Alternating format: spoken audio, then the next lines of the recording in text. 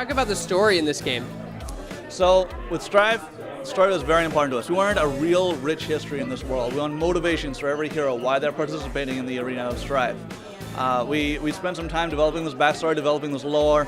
We also wanted to set it up that we could have a rich diversity in our heroes coming from a bunch of different worlds. So we have a bunch of different planes of existence in Strife, and Strife is kind of the central one where the trials take place and people are preparing for a prophecy that was announced. We'll be releasing more details in our lore through our website. We have a comic book coming out. And there's just a lot of little touch points, and with new hero releases there'll be little videos that kind of expand a little bit more on what there is to our story and our lore. Can you walk us through some of your favorite characters and their attributes? My favorite right now is probably Ray, although it seems to change based on whatever hero I'm working on at the time. I really like a lot of our heroes because you can play them in so many different ways. Another one would be Ace, and Ace is a great example of a pinnacle tanky initiator, right? He has a mobility skill that jumps in, deals damage, slows. He has a defensive skill, but I like to play him with pure power and play him as a ganker and a burst damage caster. What advice or strategies can you give players tackling this demo here at PAX?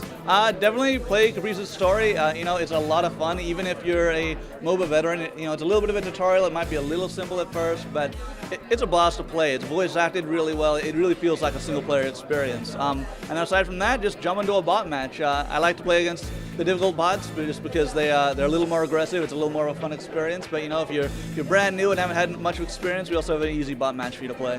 How have you designed Strife to take care of player toxicity? Okay, so we've done several things to address the issues of player toxicity. The first would be an example, you can pick your hero before you get into the game. The first experience a lot of players have is getting yelled at the pick screen, right? Oh, pick this hero, no, pick this hero. Well, that kind of doesn't exist because you've already picked your hero.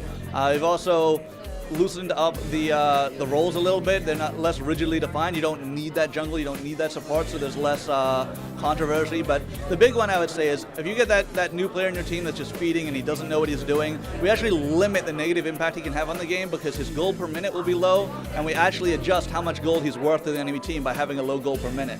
So even if he's on the other side of the map and you can't do a whole lot about it, you at least know that it's not ruining the gameplay experience for you. Between that and sharing last hit gold, if one of you gets the last hit, you both get the full amount of gold. You're no longer arguing in the lane over who's getting the last hit, who gets the gold. You both get it and you work together. We've also removed all chat because we find all chat is pretty much used for trolling your enemies. At the end of the game, you'll be able to chat, say good game, that kind of stuff, but during the game, there is no all chat. And really I could probably talk for hours about lots of little tiny details we've done to try and improve toxicity, but at the end of the day, you care about your performance, how well you're doing, and if someone on your team isn't doing that great, we've removed a lot of the reason to be upset at them. How have you designed Strife for esports? So esports penetrates deep into Strife from the very beginning of the project when we were deciding on the art direction and how approachable we wanted the game to be.